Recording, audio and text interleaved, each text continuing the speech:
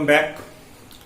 आज की इस वीडियो में हम किसी भी रेशनल नंबर को विदाउट एक्चुअल डिवीजन हम कैसे ये बताएंगे कि उसका टर्मिनेटिंग डेसिमल रिप्रेजेंटेशन होगा या नहीं। अगर टर्मिनेटिंग डेसिमल रिप्रेजेंटेशन होगा तो कितने प्लेस के बाद होगा और उसका डेसिमल एक्सपेंशन क्या होगा। एक चीज ये हमें समझना है। ये समझने के बाद हम फिर ये समझेंगे कि अगर कोई rational number non terminating repeating के फॉर्म में है तो उसका फिर हम कन्वर्सन P by Q के फॉर्म में कैसे करेंगे। सबसे पहले हम इस दो बातों पर देखेंगे, उसका फिर हम लास्ट में इरेशनल नंबर के बारे में समझेंगे, फिर अगले वीडियो में हम इरेशनल नंबर के कुछ एप्लीकेशंस बताएंगे। चलिए तो अब देखिए, हम सबसे पहले टर्मिनेटिंग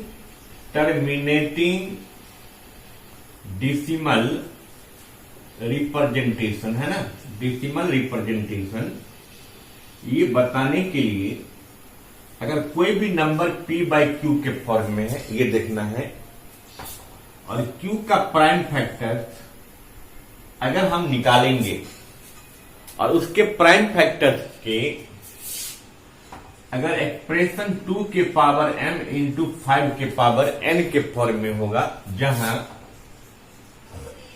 m एंड n जो होगा वो होल नंबर होगा। ये कंडीशन है क्या चीज के लिए, टर्मिनेटिंग डेसिमल रिप्रेजेंटेशन के लिए।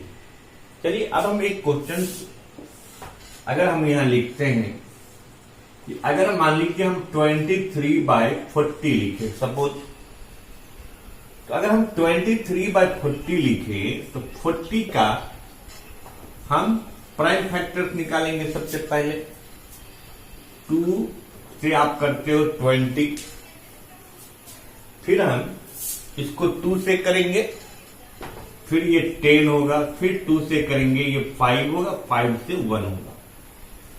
तो हम यहां इस 40 को कैसे लिख सकते हैं, 2 के पावर 3 और 5 के पावर क्या 1।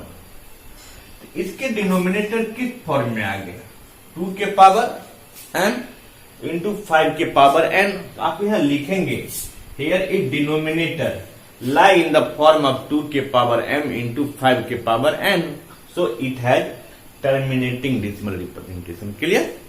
दूसरा क्वेश्चन देखते हैं आप।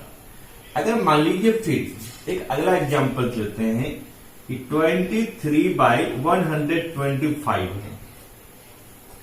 अब हम यहां इसका डिनोमिनेटर 125 है, इसका आप करेंगे 5 से 25, 5 से 5, फिर 5 से 1। अब अगर ये 23/140 हुआ तो 125 लिखे थे ना, 125 हुआ तो इसमें 125 में 5 के पावर 3 है, 2 नहीं है। अगर 2 नहीं भी है तो 2 के पावर आप 0 लिख दो। 2 नहीं है इसमें 2 के पावर 0। अगर 0 भी तो होल नंबर है ना, क्योंकि m और n होल नंबर होना चाहिए। तो हम क्या कहेंगे, इसके डिनोमिनेटर को फिर हम 2 के पावर m और 5 के पावर n के फॉर्म में एक्सप्रेस कर दिए, इसीलिए ये क्या टर्मिनेटिंग डेसिमल रिप्रेजेंटेशन देगा। अब नेक्स्ट एग्जांपल फिर लिखते हैं हम।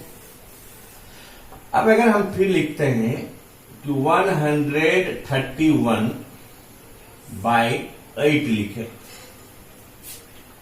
8 का अगर हम लिखते हैं तो 2, 3, 2 से 4, फिर 2 से 2, 2 से 1। अब 131/8 है तो ये 131/2 के पावर 3। अब इसमें 5 नहीं आया तो अब क्या लिख सकते हैं, 5 के पावर 0। तो इसके भी डिनोमिनेटर क्या, 2 के पावर m इंटू 5 के पावर n के फॉर्म में एक्सप्रेस हुआ, तो इसका भी टर्मिनेटिंग हुआ। तो यहां कंक्लूजन तीनों में ये देखना है कि अगर सिर्फ 2 और 5 आया तो टर्मिनेटिंग डेसिमल होगा। अगर मान लीजिए सिर्फ 5 आया, इसमें 2 भी आया एज ए पावर 0, और सिर्फ 2 आया 5 नहीं आया तो 5 के पावर 0, इसमें इस तीनों का हम डिनोमिनेटर को 2 के पावर m इंटू 5 के पावर n के फॉर्म में एक्सप्रेस कर सकते हैं, इसलिए इसका टर्मिनेटिंग डेसिमल होगा। क्लियर?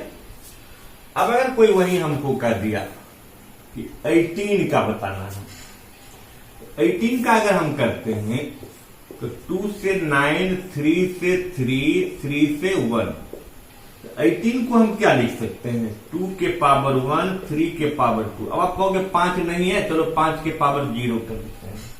लेकिन 2 और 5 के अलावे भी तो एक नंबर आ गया ना।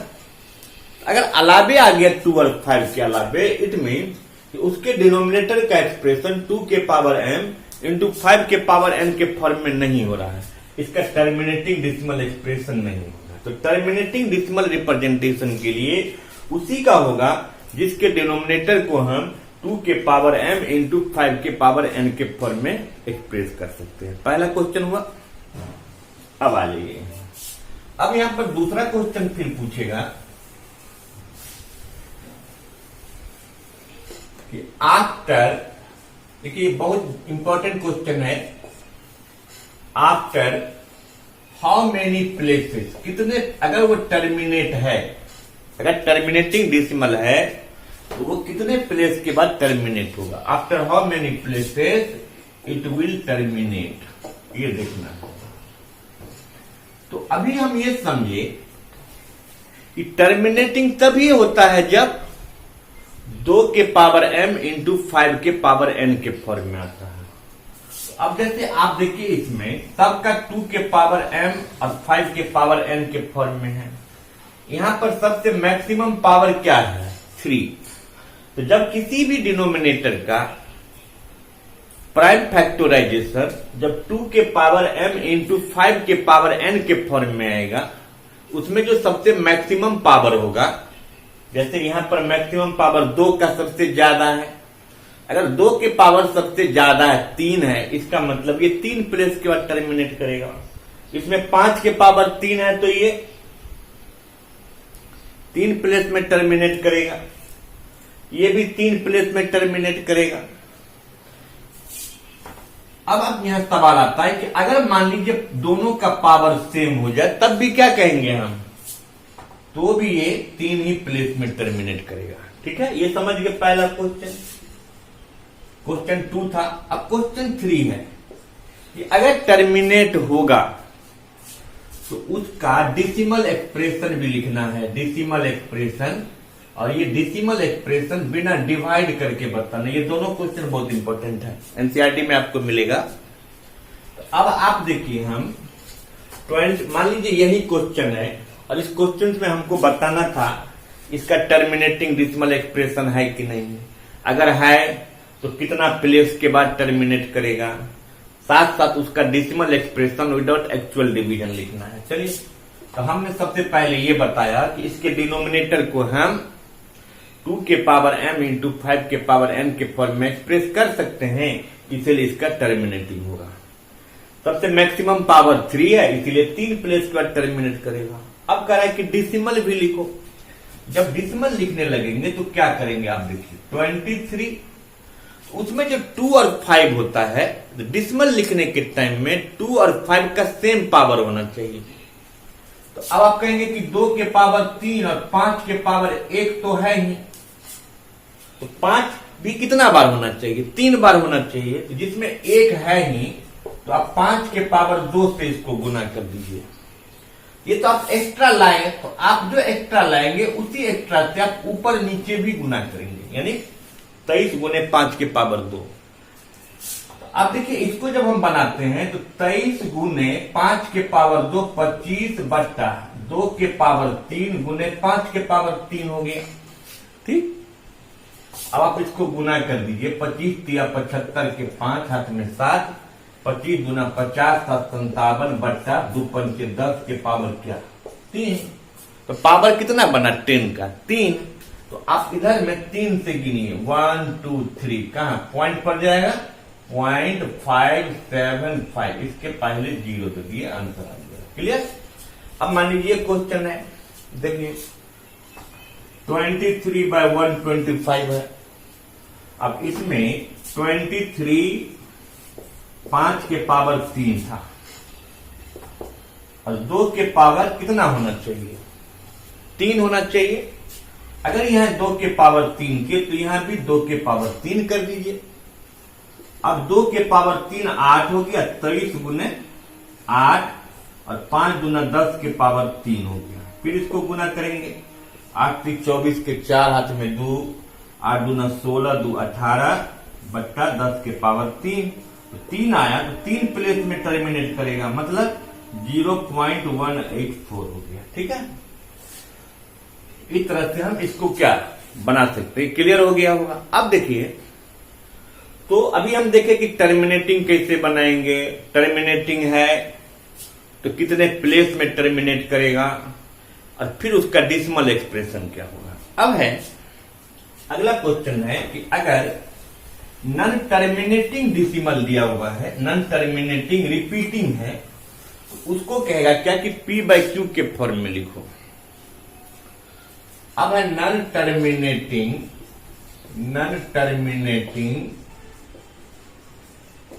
रिपीटिंग, या इसी को रिकरिंग भी कहते हैं, तो इसका कन्वर्सन हम P/Q के फॉर्म में कैसे करेंगे। अब मैं क्वेश्चन अपने मन से लिखता हूं कि अगर मान लीजिए कि अगर हमने 1.13 लिखा ऐसे, दूसरा क्वेश्चन है 1.243 ऐसे है, तीसरा क्वेश्चन है 2.345, यह है रिपीट है। अब हम इसको कैसे बनाते हैं ये देखिए। चलिए यहां से स्टार्ट करते हैं, सी से। आप कहेंगे ए से क्यों नहीं स्टार्ट कर रहे हैं, आप खुद समझ जाएंगे। अब मैं सी से स्टार्ट करता हूं। पहला, इसमें 3 ही काम करना, फर्स्ट सेकेंड और थर्ड काम। पहला काम क्या करना है कि जो डिजिट रिपीट होगा, रिपीटिंग होगा, उसको आप एक्स में मान लीजिए। चलिए तो क्या लिखेंगे, लेट एक्स बराबर 2.34, कौन रिपीट है, 5 रिपीट है, तो 5 5 5 पर 2-3 बार लिख के डॉट डॉट दे दीजिए। इस पहला काम समझे। दूसरा काम जो नंबर है, दूसरे स्टेप में हमको ये देखना है कि डिसिमल के बाद कितने ऐसे डिजिट हैं जो रिपीट नहीं है, वो देखना है। डिसिमल के बाद कितने ऐसे डिजिट हैं जो रिपीट नहीं है, तो कितने हैं, 2। तो 2 अगर है तो 2 जीरो मीन्स 100x लिखता है, 100x बराबर।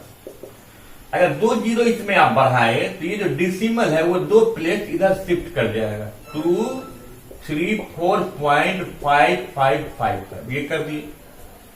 तो दूसरा स्टेप में क्या, पहला स्टेप में रिपीट करते हैं, दूसरा स्टेप में डिसिमल के बाद जितने प्लेस रिपीट नहीं होता उसका काम करते हैं। तीसरा में क्या करना है कि डिसिमल के बाद टोटल कितने डिजिट हैं, तो टोटल कितना डिजिट हो गया बताइए, 3। तो 3 के लिए 1000x हो गया, यानी 1 जीरो इसमें बढ़ा। अब ये डिसिमल भी 1 प्लेस और शिफ्ट कर जाएगा उधर, तो क्या लिखेंगे, 2345.55 दे दीजिए। अब हम इसको फाइनली सेकेंड इक्वेशन, इसको फर्स्ट इक्वेशन मान लेते हैं। अब अगर हम सेकेंड में से फर्स्ट माइनस करेंगे, अब 1000 में से 100 माइनस कीजिए, तो 1000 में से 100 माइनस करेंगे तो 900x होगा, और 2345 में से 234 माइनस करेंगे तो 5 में से 4 गया 1, 4 में से 3 गया 1, 3 में से 2 गया 1 और 2 बचा, यानी 2111। तो x इज इक्वल टू क्या, 211/900। ठीक है, अगर कैंसिल होने वाला होगा तो आप इसको कैंसिल कर दो, नहीं तो अदरवाइज ऐसे ही छोड़ देंगे। तो आ गया ना P/Q के फॉर्म में। अब फिर देखिए, ये 3 स्टेप समझे, यही 3 स्टेप याद रखना। जब हम बुक में देखते हैं तो 4-4 को इक्वेशन बनाए रखता है और हम नहीं समझ पाते हैं। तो पहला में क्या है, रिपीट करना है। दूसरा में डिसिमल के बाद जितने प्लेस रिपीट नहीं होगा उस पर काम करना है। तीसरा प्लेस में डिसिमल के बाद टोटल जितने डिजिट होंगे उस पर काम करना है। तो क्लियर हो गया सी। अब आप बी को देखिए, बी कैसे बनेंगे। अब हम इसी बेसिस पर इसको बनाते आ रहे हैं। हम बी को बनाते हैं।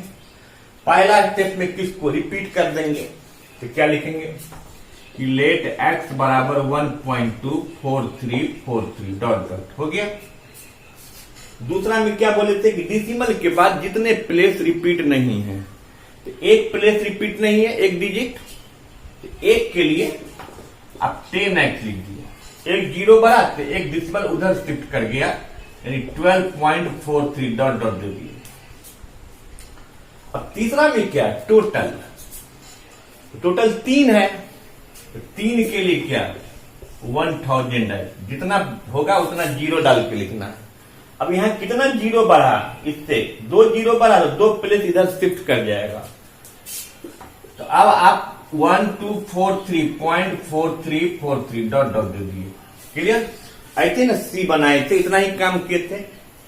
ये सेकेंड इक्वेशन, ये फर्स्ट इक्वेशन।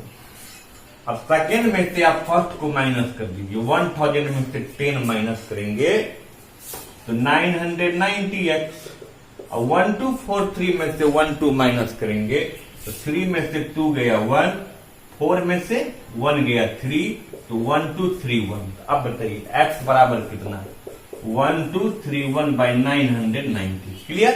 कोई दिक्कत? अब देखिए x का वैल्यू हम x को करके कैसे निकाले। अब आते हैं a पर। अब इसमें भी वही स्टेप हमको फॉलो करें, कॉमन स्टेप आपको तीनों देखना है। देखिए तो अब लेट x बराबर 1.131313 डॉट डॉट देके छोड़ दिए। अब दूसरा में हम क्या देखते हैं कि डिसिमल के बाद कितने ऐसे प्लेस हैं जो रिपीट नहीं है। इसमें ऐसा है ही नहीं कोई, इसीलिए दूसरा काम नहीं करना है। ठीक, क्योंकि ये एप्लीकेबल नहीं हुआ, इसको छोड़ दीजिए। अब सीधा तीसरे पर आ जाइए।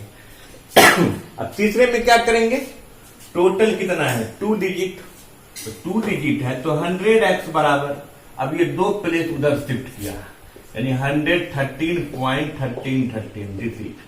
ये सेकेंड इक्वेशन और ये पहला वाला ही फर्स्ट इक्वेशन बन गया। ठीक, अब सेकेंड में से हम फर्स्ट को माइनस कर दिए, तो 100 में से 1 माइनस कीजिए तो 99x, और 113 में से 1 माइनस कीजिएगा 112, तो x बराबर कितना 112/99। ये आंसर हो गया। लेकिन एक चीज हमेशा देखना है कि अगर वो सिंपलेस्ट फॉर्म में होने वाला होगा तो आप उसको चेंज कर देंगे। क्लियर हो गया? तो टर्मिनेटिंग होने के लिए क्या कंडीशन है, विदाउट एक्चुअल डिवीजन हम बता सकते हैं कि कितने प्लेस के बाद टर्मिनेट करेगा।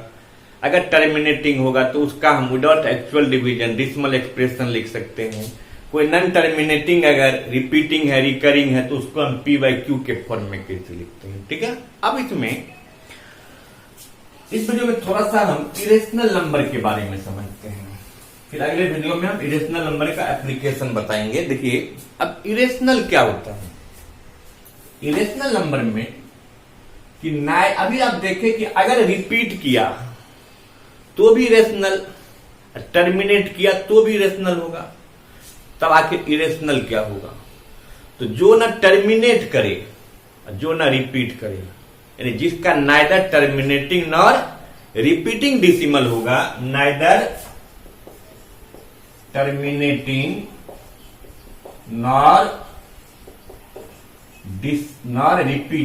नॉर रिपीटिंग डिसिमल एक्सप्रेशन होगा, वो इरेशनल नंबर होगा। ठीक है, अब जैसे फॉर एग्जांपल देखिए, अगर हमने 2.34 फिर 334 फिर 334 सो ऐसे लिखते जाएंगे, तो कोई आदमी देखेगा कि नहीं 34 रिपीट हो रहा है। जी नहीं, 34 रिपीट हो रहा है, बट ऑर्डर सेम नहीं है। आप इसको 34 समझिए, ये 334, ये 3334, क्या रिपीट कर रहा है? तो रिपीट तो नहीं कर रहा, नॉर रिपीटिंग, और ये टर्मिनेट भी नहीं हो रहा है, खत्म भी नहीं हो रहा है। तो इसका नाइदर टर्मिनेटिंग है नॉर रिपीटिंग है, इसीलिए इरेशनल नंबर होगा। ठीक है, उसके बाद अब जैसे हम रूट में कोई नंबर लिखते हैं, जैसे 8 लिखते हैं, 16 लिखते हैं। देखिए अगर कोई नंबर रूट में है और वो एक परफेक्ट स्क्वायर है तो वो रेशनल नंबर होगा। अब कोई नंबर अगर एक परफेक्ट स्क्वायर नहीं है और रूट में है तो उसको आप क्या कहिएगा, वो इरेशनल नंबर होगा। क्लियर। फिर देखते हैं क्यूब रूट में आते हैं। अब जैसे अभी हम क्या कहें कि ये रूट, अब ऐसे लिखे तो ये 8 था, 8 क्योंकि ये 2 है, कोई नंबर नहीं है, 2 है, 2 का मतलब रूट देखना है। अब यहाँ 3 है, अब यहाँ ये देखना है कि क्या 8 एक परफेक्ट क्यूब है। अगर 3 के इंडेक्स में है तो यहां पर ये देखा जाएगा कि क्या 8 एक परफेक्ट क्यूब है। अब यहां देखिए ये रूट 16 है, तो यहां पर ये रेशनल बना था क्योंकि 2 के इंडेक्स में था। यही नंबर जब 3 के इंडेक्स में आएगा तो हम ये देखेंगे कि क्या 16 एक परफेक्ट क्यूब है, तो नहीं है, इसीलिए ये इरेशनल हो गया, बट वहां रेशनल हो गया। यहां पर ये रूट 8 इरेशनल हुआ, लेकिन यहां जब आएंगे तो ये क्या हो गया, रेशनल होगा। तो कोई भी नंबर 3 के इंडेक्स में है, परफेक्ट क्यूब है, तो वो एक रेशनल नंबर होगा। 3 के इंडेक्स में है, परफेक्ट क्यूब नहीं है, तो इरेशनल नंबर होगा। 2 के इंडेक्स में है, कोई नंबर अगर परफेक्ट स्क्वायर है तो वो एक रेशनल होगा, परफेक्ट स्क्वायर नहीं है तो वो एक इरेशनल नंबर होगा। ठीक है। अब जैसे देखिए एक टर्म आता है पाई। लोग क्या समझते हैं कि पाई का वैल्यू 22/7 होता है। अब अगर कोई हमको कहेगा कि 22/7 क्या होता है, ये 22/7 p/q के फॉर्मूला करता है, जहां p और q क्या इंटीजर्स है, q 0 नहीं है, इसलिए 22/7 क्या एक रेशनल है। बट ये पाई जो है, पाई क्या होता है, दुनिया के सरकमफ्रेंस, किसी भी सर्किल का सरकमफ्रेंस ऑफ सर्किल बट्टा उसका डायमीटर होता है। तो दुनिया के किसी भी सर्किल के सरकमफ्रेंस में जब आप उसके डायमीटर से डिवाइड करते हो तो वो ना टर्मिनेट होता है ना रिपीट होता है। तो पाई सबसे पहले क्या होता है, पाई, व्हाट इज पाई? तो pi is a ratio of circumference of circle to it diameter. When the circumference of circle is divided by diameter, then the decimal expression is neither terminating nor repeating, so pi is irrational number. But pi का value 22/7 नहीं, हम आप convention के लिए लेते हैं, समझ में आ गया। इसलिए पाई इटसेल्फ जो है, पाई का सिंबल पाई, वो एक इरेशनल नंबर है। बट जब पाई का वैल्यू जब हम कन्वेंशनली जब 22/7 लेते हैं तो 22/7 जो है p/q के फॉर्म में लिखा जाता है, जहां p और q क्या इंटीजर्स होता है, इसीलिए हम उसको क्या रेशनल नंबर कहते हैं। ठीक है। तो ये आज हम इसमें इरेशनल नंबर के बारे में समझे, फिर नेक्स्ट वीडियो में हम इरेशनल नंबर का एप्लीकेशन बताएंगे, उसका कैसे हम रिवाइटिंग करते हैं, कैसे उसका एप्लीकेशन बनता है, ये समझेंगे। Thank you.